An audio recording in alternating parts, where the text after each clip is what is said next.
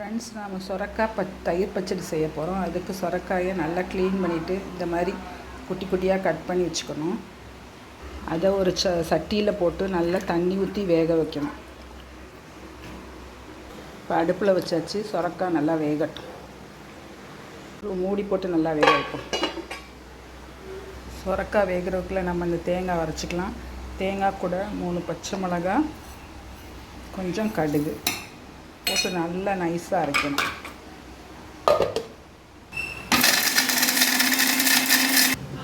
நல்லா நைஸாக அரைச்சாச்சு.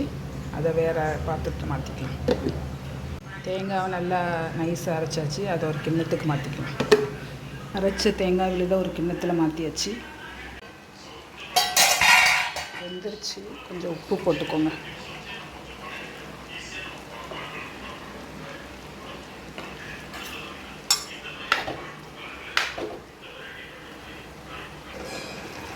சொரக்காய் வெந்துருச்சு. இப்போ நம்ம அரைச்சி வச்ச தேங்காய் ஊற்றிடலாம். நல்லா மிக்ஸ் பண்ணிடலாம்.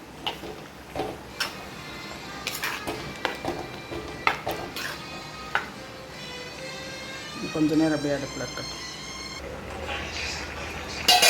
இப்போ இதில் தயிரை சேர்த்துக்கலாம்.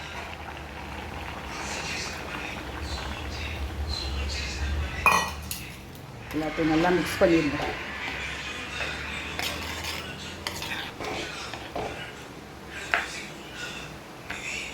கொஞ்ச நேரம் அடுப்பில் இருக்கட்டும். நம்ம பச்சடியை தாளிச்சிக்கலாம். கொஞ்சம் எண்ணெய் ஊற்றிக்கோங்க. இப்போ எண்ணெய் சூடாகிடுச்சு. கடுகு போட்டுக்கோங்க. கடுகு பொரிஞ்சிச்சு. வத்தல் போட்டுக்கோங்க. கருவேப்பிலை போட்டுக்கலாம். கொஞ்சம் பெருங்காயம்.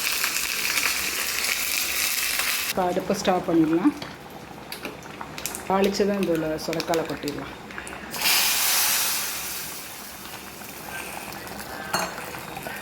சுவையான சுரக்காய் தயிர் பச்சடி ரெடி.